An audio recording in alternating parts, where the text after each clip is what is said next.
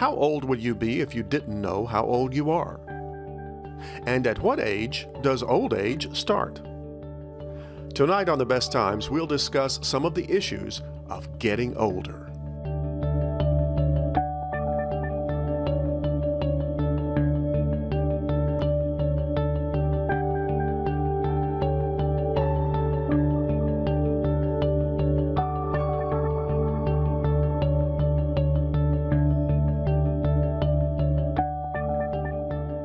Funding for The Best Times is provided by the Plow Foundation, striving to do the greatest good by helping the greatest number of people since 1964. Additional funding is provided by the members of WKNO. Thank you.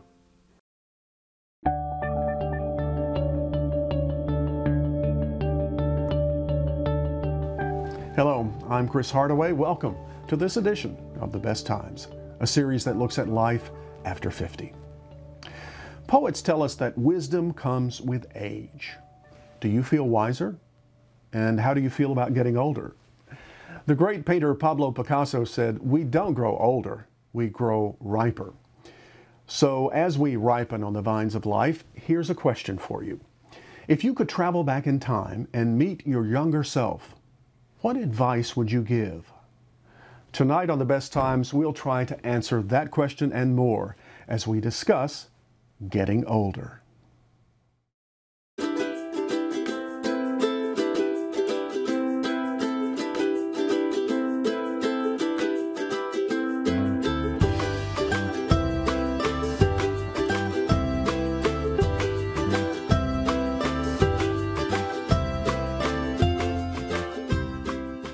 You know, they say wisdom comes with age, all right? Yes. If you could go back in time, what advice would you give your younger self? My younger self. Pay more attention, be more mindful of the moments. I think the one thing that I would do is tell myself or that person to plan for the future. Eat better and exercise and plan today for the future. I would probably give myself some advice of eating more of the right kinds of food and spending some time doing some exercise with a little bit of discipline behind it, because oftentimes the body does not get what it needs. Finish college. Yes, indeed, finish college. I would tell myself, go on and finish. You don't have to get married this quickly. You can finish college. Get prepared for aging before you know you're aging. Take better care of yourself. Because when you get older, things you did when you were younger are going to catch up with you. So if you could go back in time and talk to your younger self, what advice would you give? Don't play college football. Don't go in the Army. I would learn how to work at an earlier age, how to apply myself.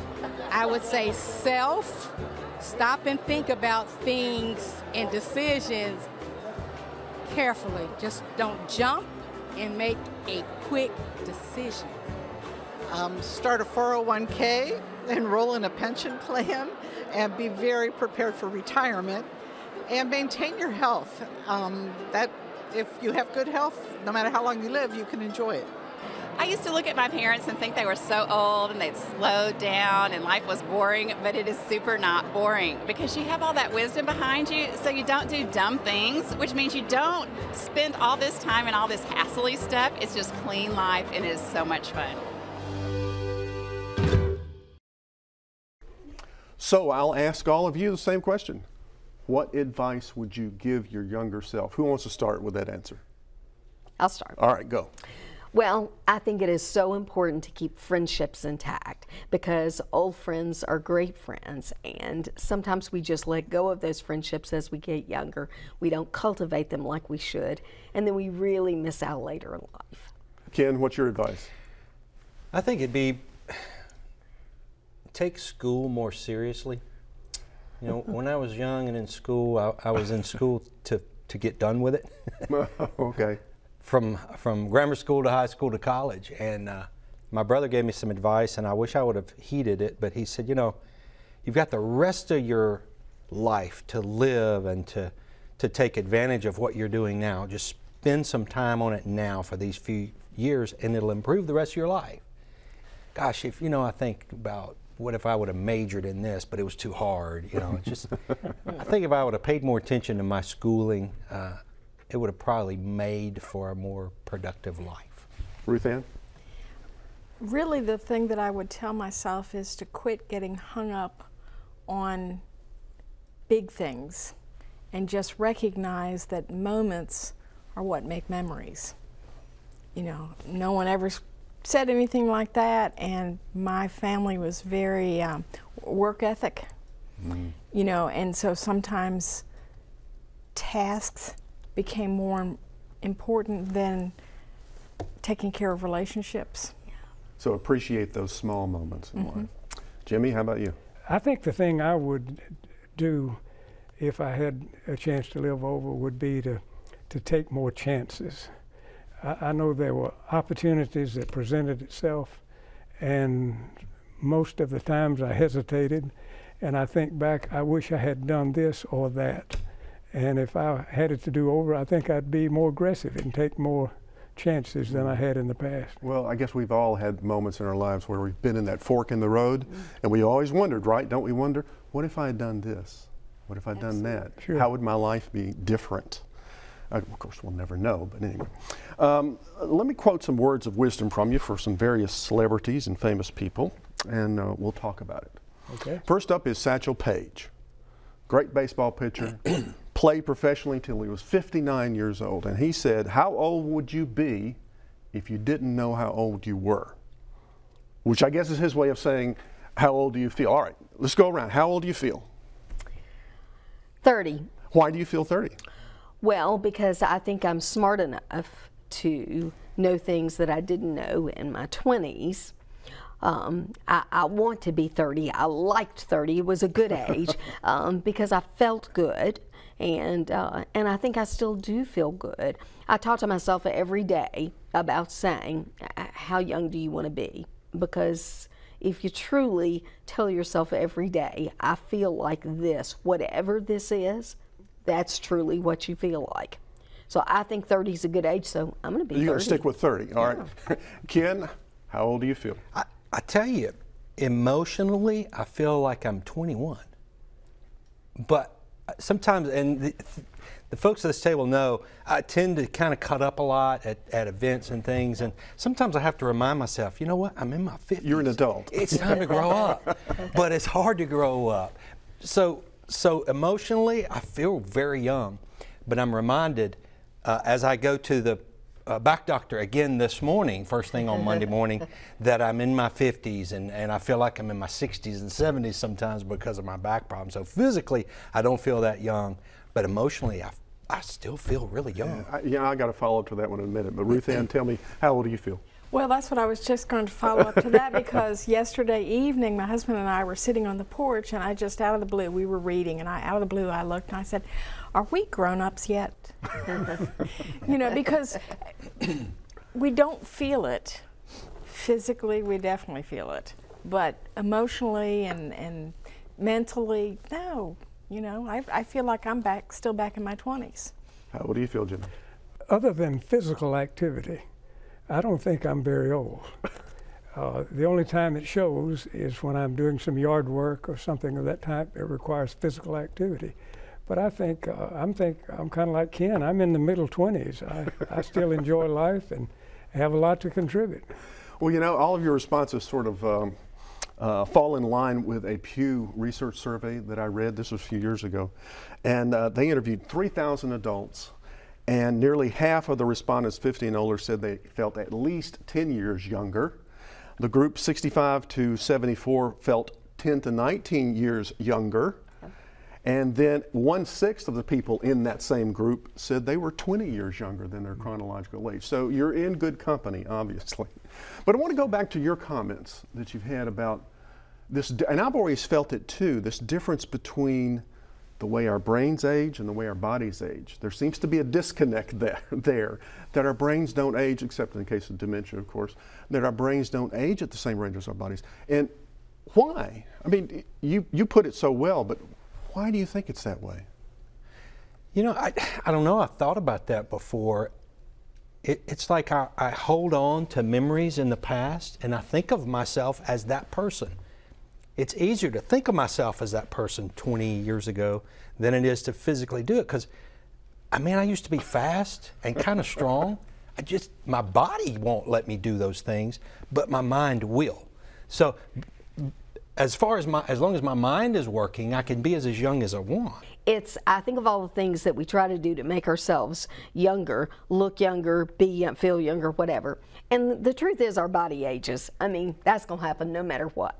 But so much of it, like Ken said, is an emotional thing. So I think sometimes you have to look for those things that make you feel younger and those things that make you look forward to feeling younger. Does that make sense? No, it does make sense. Oddly enough, it does make sense. Well, okay, since all of you, everybody at this table feels younger than they really are, we've all decided that. Sure. The question is then, at what age does old age begin? Did you read recently about the lady in France that passed away at age 120? Yes, I did, yes. And she was asked at age 116 or 17 how she felt, and she said, well, I can't see, I can't hear, and I hurt, but other than that, I'm okay. And so as we get older, we have aches and pains, but I think we have a tendency to ignore them unless they're serious. And then who we associate with and what we do and how do we keep our mind active. Keeping young in your mind is a big factor. As we are aging, if we say that we feel 25, then 35 is old. If we think that we're 65, then 80 is old. It just keeps advancing because we don't feel old. I'll quote Gertrude Stein on this one. She said, we are always the same age inside. I believe There's some truth to that. There's some truth to that. Now, we talked about the difference between aging brains, aging bodies. How do we help our bodies keep pace with our younger brains? What can we do? Well, I think reading, keeping young mentally, exercise, staying active physically, the right kind of diet, all of those things are contributing factors to keep the body and the mind more in line with the way we really are. Go ahead. I was just going to say, maybe where I grew up, but I wish I knew then about how important what you put in your mouth was, and your exercise, and even your outlook on life. That wasn't something that was ever stressed. I stress it to my children, but they're going to make their own mistakes. Yeah. You know. Here's another quote. This is from Andy Rooney, commentator Andy Rooney. He said, it's paradoxical that the idea of living a long life appeals to everyone, but the idea of getting old doesn't appeal to anyone. Which there's a lot of truth, I think, in that statement, but why? Why do we have in this country, and maybe it's not limited to us, why is there this stigma about aging and getting older? I think there is a stigma. And I think it is because of what Ruth Ann said earlier. We want to be a certain age in our head, and we feel younger than we are.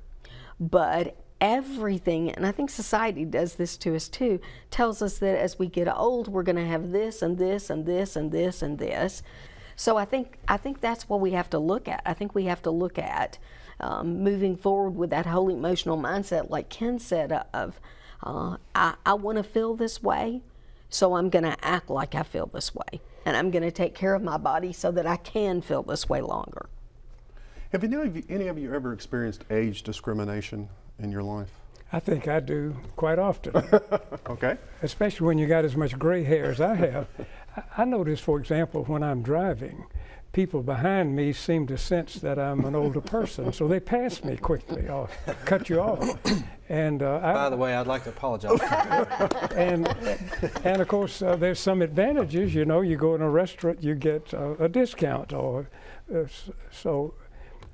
you do see how age discrimination enters the picture. Yeah. Anybody else have a discrimination that you can identify? I think our children discriminate against us a little bit sometimes. I know my son said just kind of fell out of his mouth one day when John and I were about to go out of the country, and he goes, "You know, you guys are getting older." We're like, "What?"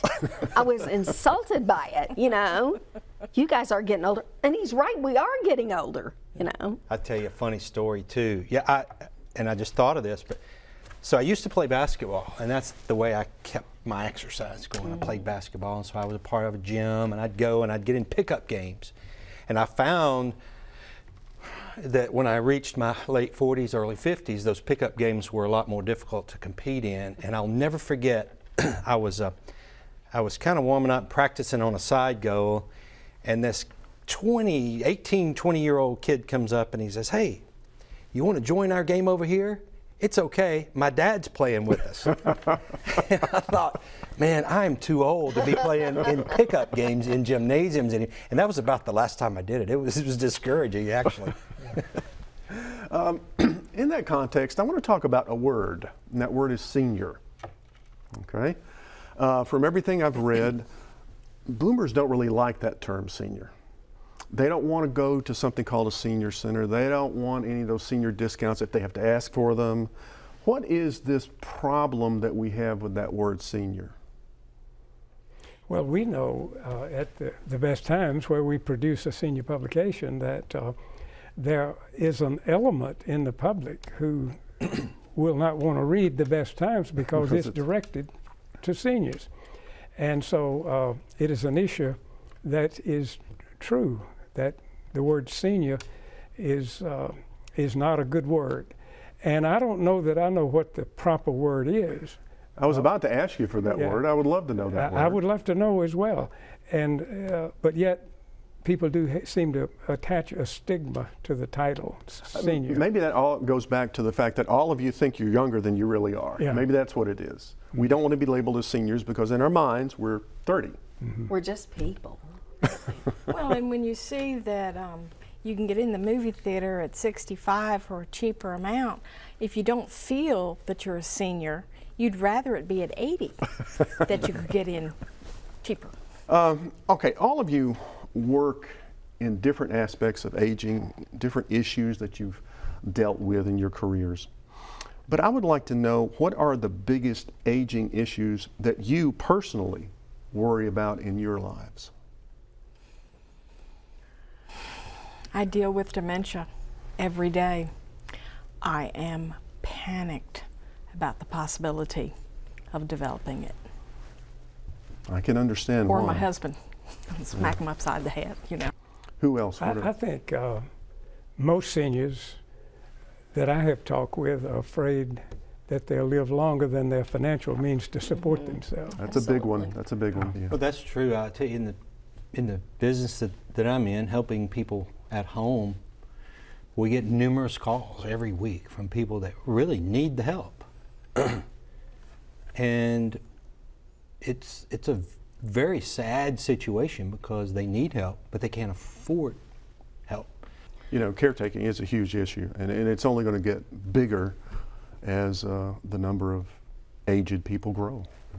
Right. Yeah, hospital business is the same way. We have a huge senior adult unit, and there's that word senior again, but I don't know a nicer way to say it. And we see people both with dementia, but we also see people who, you know, are frail. And when you look at that, I mean, it's hard for me to go up there on that floor because I think, that's not me. That won't be me right there. So then you have to ask yourself the question, so what do I do that isn't in my power to do to make sure that's not me? And some of that is looking at the symptoms. I mean, we do have to do that. We have to look at what's going on with us physically and say, I may not feel that age, but I need to take care of myself. I got to go to the doctor, got to get my blood pressure checked, got to get those sugar screens, all those things. It's like the woman in the opening piece who said, plan, plan, plan. Yes, yeah. Definitely. Well, I think, Chris, the fear of seniors as well as people age is that they begin to feel that they're going to be isolated. They're left alone because their peer group, their family group, their interest group have maybe been institutionalized or passed away or just in poor health.